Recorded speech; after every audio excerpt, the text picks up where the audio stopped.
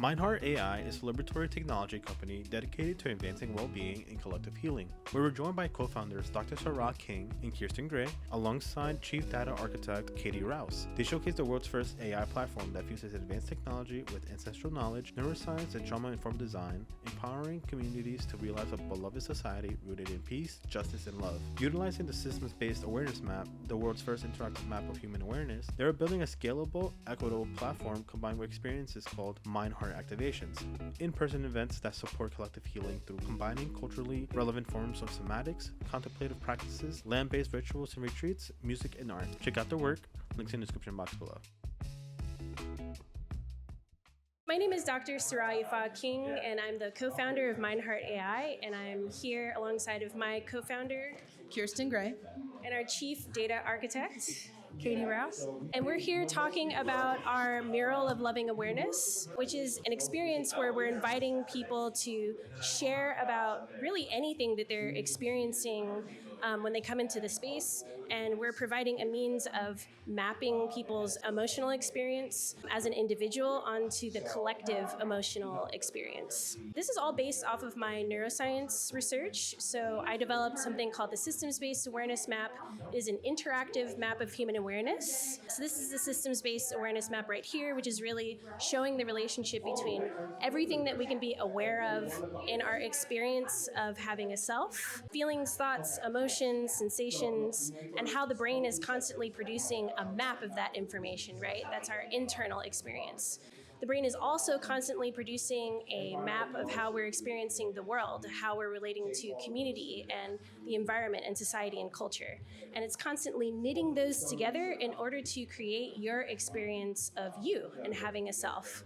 And part of what we're really interested in uncovering is, what does it mean to be developing a platform where people have the capacity to really map and visualize their experience of transformation over time, especially as that relates to your experience of well-being, and intergenerational healing is part of what we really seek to support. So one of the ways that we're actually putting together the data is not just from an individual standpoint in terms of what the individual may be experiencing with the AI, but we're taking that AI and we're taking that AI experience and mapping it, as you can see here, in our Mural of Loving Awareness, which allows for you to be able to, one, see exactly what's going on for you in relationship to everyone else, but also to see how we are connected, not just through our emotions, but through the systems that are actually affecting our lives and the way that we follow and walk through those systems.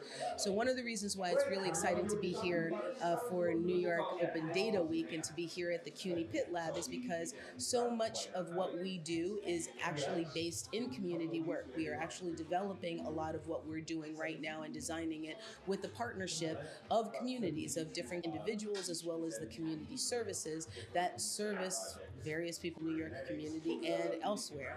So this is an opportunity for us to show that by utilizing AI in such a way where we can actually use it to support human flourishing, we actually have an opportunity to solve a lot of different problems. And we have an opportunity to make data feel a little bit more real and more consequential, because instead of looking at broader sort of assessments of large groups of people, which really isn't very specific and it isn't very directed, we're able to use an experience like the Mirror of Loving Awareness to be able to map for an individual what really matters and what's really necessary for their well-being and for sustainable well-being. But we're also able to create environments where people can then commonly speak to and actually move in the same space and be a part of the same activation, if you will, or a scenario which allows for them to put their learnings from that Mirror of Loving Awareness and that awareness of others in action, right?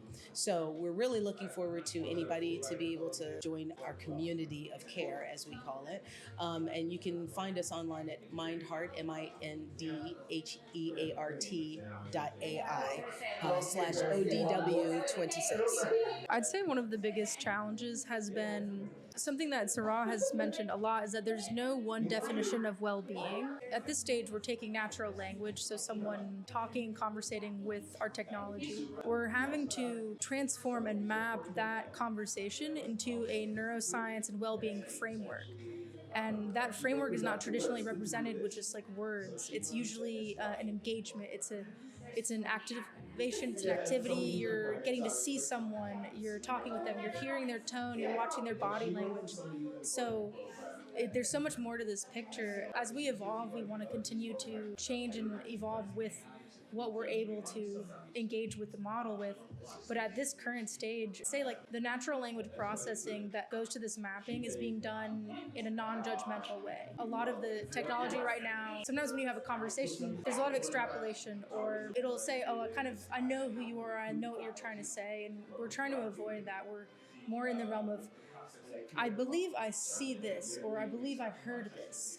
And just kind of that mirroring back. That's kind of why we landed on this mirror of loving awareness. And then also the balance of how do we create this tool that's useful for someone in mirroring their experience without feeling like we're data mining. Like, we don't want to just be drilling questions and getting down to the nitty-gritty, like what is your level of awareness and how can we show that back to you? It's kind of like a dance, like a normal conversation would be. How are you protecting people's information and like their privacy and just their data in general? One of the first ways that we do that is that we do not actually need to have personally identifiable information in order to be able to make our experience work.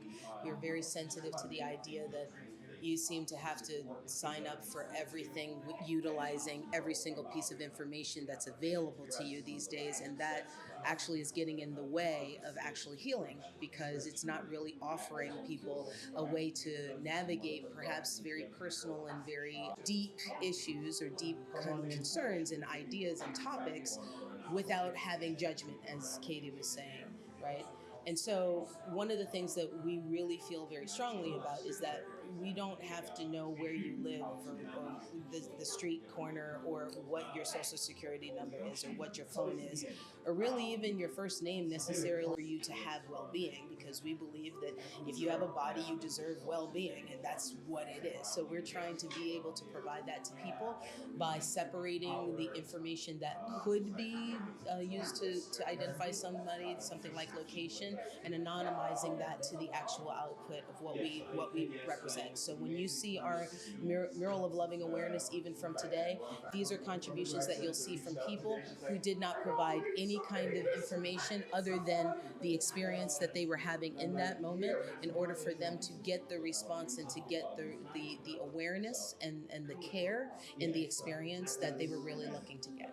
I would love to add, just in response to your question that you had about like challenges, but I actually want to like posit this challenge in a positive light, in a sense, is that like we're a very small team of people, and we're located here in the United States of America, and so there's a certain way where like where we live constrains the amount of knowledge that we have that pertains to how people in populations all over the world might have very different ideas about what matters to them in terms of their experience of well-being and what it is that they ultimately need.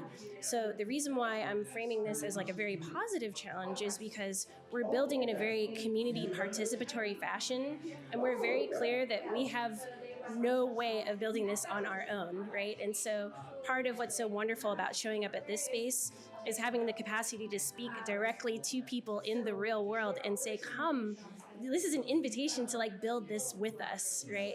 And for people to really be able to actually experience in real time what it means to be building technology in a liberatory fashion. So like, how is it supporting a sense of aliveness and togetherness and community rather than just extraction and, in many cases, annihilation, which is what we're experiencing today.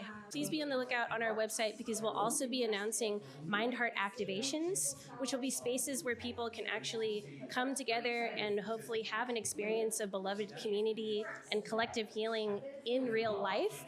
Because one of the things that we like to say is that we're not just designing digital products, but also experiences of collective healing and well-being. So please be on the lookout for us to be in a city somewhere near you. Can our viewers support you and your project? Be our friend. Yes. Try it out. Be our friend, try it out, and we're looking for people who are subject matter experts in just various different ways of living and different work sectors who might want to help us to like construct the ways that we're understanding the knowledge that we're inputting into the system. Just a reminder that everybody is a subject matter expert on their own life, so that includes everybody. So we want to hear anything, any kind of feedback or any kind of input. If you want to give it a try, give feedback, ask questions. A lot of this was new information for me when I first learned it, and just a new language and way of speaking. And so the more questions we have and the more things we can answer, the more then we can perpetuate that info to everybody. Especially any feedback that you have about how accessible you feel that the language and the experience is to you.